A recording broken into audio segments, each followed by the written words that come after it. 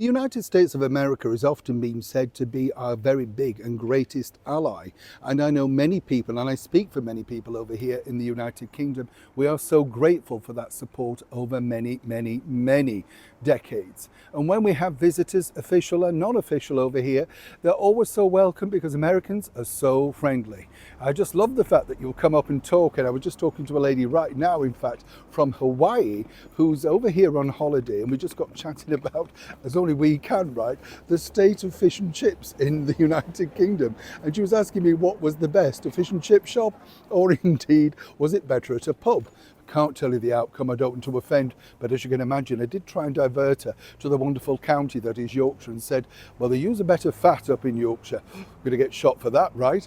So you can understand when you think about it that why we like the American visitors and their support so much, why I and many others are now utterly embarrassed about the fact that the current British Prime Minister, the Right Honourable Sir Keir Starmer, has not even made a public apology to the Vice President of the United States of America, J.D. Vance. Let me explain. Morning, lovely to see you, chums. Thank you so much as ever for your time today. We'll have a lovely wave. Are you keeping well? Yes, over here a little bit darker, a little bit cooler today. Thankfully, well, still humid, but you know what I mean. Still the sort of emblems of summer that we're clinging on to. I don't know about you, I don't like it when the leaves drop off, and they are sort of coming off now through the heat. It's all, nature's a wonderful thing, isn't it? You know, you just see it evolving all the time. Well, you see it every time you wake up and think, goodness, didn't look this old when I went to bed, did I? You know, you know what I mean? No, what happened there?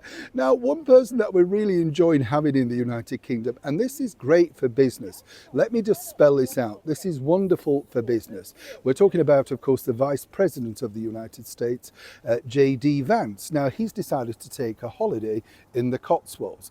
That's the official line. I'll tell you what the true story is further down the line. But what's interesting here is during his time, he's literally brought a lot of focus, a lot of business to that particular area. Whatever people might think, it's incredible. Now, just look at this particular piece of information. Currently, right, the British Prime Minister, Keir Starmer, is now one of the most travelled, and think about this for the climate activists, the most travelled prime ministers in his tenure. I mean, literally, in less than a year, he's virtually never been here. Hence the reason Never Hear Keir. Always going around the world, knowing, of course, he's so unpopular over here in the United Kingdom. So disappear and hope that people will forget about you. Moving forward, though, this happened, right? J.D. Vance and his family, who are absolutely delightful, decided to book a meal at the Bull restaurant in Cotswolds. And apparently the staff down tools refused to serve him. And basically the whole thing had to be debooked. Now, imagine how this looks on the world stage. So just take this for a moment. Keir Starmer, the most travelled person, has dined at some of the biggest and most expensive restaurants in and around the world. A recent trip, right, by the Mayor of London to Nigeria, Africa, he too dined in some of the most expensive restaurants over there. Did any of those staff refuse to serve those people? No. Don't think about how bad this looks on the world stage.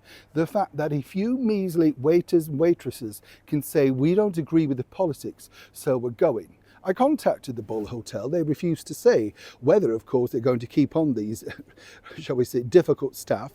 In my time, when I worked in that industry, you did not offer your political opinion, whether you liked that person or not.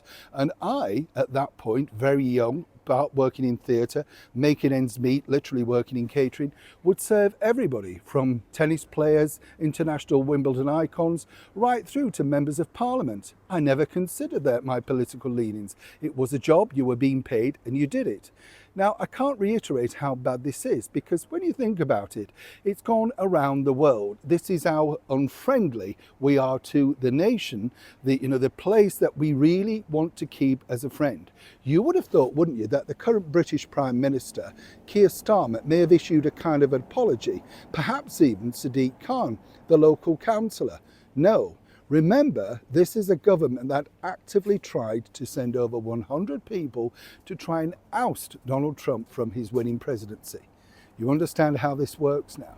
So consequently, this is the image that the government, the Prime Minister, and everybody in the Cotswolds is allowing to go around the world. And they wonder why tourism is dropping. I don't know about you, but this is a shameful day for the United Kingdom. Forget politics. Other people around the world welcome everybody. Over here in the United Kingdom, we've just been able to show our true colours, and it's disgraceful. Anybody else agree? Neil Sean in the very heart of London.